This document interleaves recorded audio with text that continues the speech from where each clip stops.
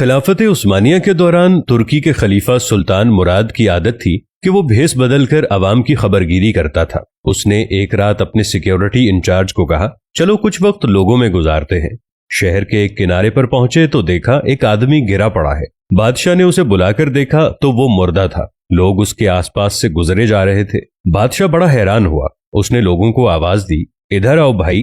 लोग जमा हो गए और वो बादशाह को पहचान न सके। पूछा, क्या बात है? बादशाह ने कहा, अरे आदमी मरा पड़ा है, इसको किसी ने क्यों नहीं उठाया? कौन है ये और इसके घर वाले कहाँ हैं? लोगों ने कहा, यह बहुत बुरा और गुनहगार इंसान है।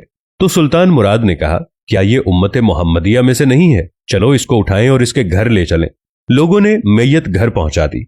लोग चूंकि उससे मुतनफ्फर थे लिहाजा जल्दी चले गए। बादशाह और उसका सिक्योरिटी इंचार्ज वहीं औरत का रोना सुनते रहे। वो कह रही थी कि मैं गवाही देती हूं, बेशक तू अल्लाह का वली है और नेक लोगों में से है। सुल्तान मुराद बड़ा मुताज्जिब हुआ, ये कैसे हो सकता है? लोग तो इसके बारे में बहुत बुरी बातें कर रहे थे और इसकी मैयत को हाथ लगाने को तैयार नहीं थे। उसकी बीवी ने कहा, मुझे भी लोगों से यही तवक्को थी।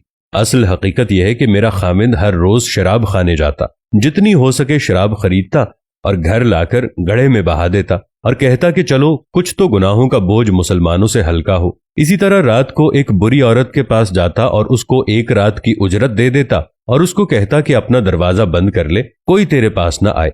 घर आकर कहता, अल्हम्दुलिल्लाह, आज इस औरत का और नौजवान मुसलमानों के गुनाहों का मैंने कुछ बोझ हल्का कर दिया है। लोग इसको उन जगहों पर आता जाता देखते थे। मैं उसे कहती थी कि याद रख, जिस दिन तू मर गया लोगों ने तुझे गुस्ल तक नहीं देना, ना ही तेरी नमाज जनाजा पढ़नी है और ना ही तुझे दफनाना है।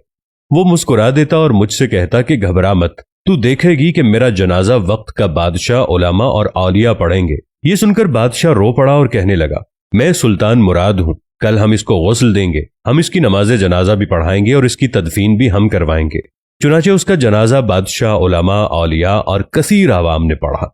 आज हम बज़ाहिर कुछ देखकर या महज दूसरों से सुनकर दूसरों के मुतालिक फैसले कर बैठते हैं, दूसरों के ईमान और कुफ्र तक को तोल लेते हैं। यकीन मानिए, अगर हम दूसरों के दिलों के भेद जान जाएं तो हमारी ज़बानें गुंग हो जाएंगी। इन्नमल आमालु बिन्नियात, आमाल का दारोमदार नीयतों पर है।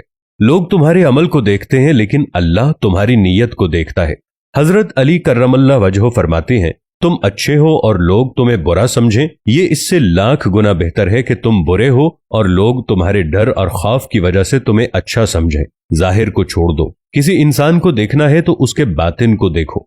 रब्बुल आलमीन से दुआ है कि पाक परवरदिगार, तू रहीम है, तू करीम है, तू ही दिलों के हाल जानता है, तू हमें अंदर से जानता है, हम अंदर से कैसे हैं।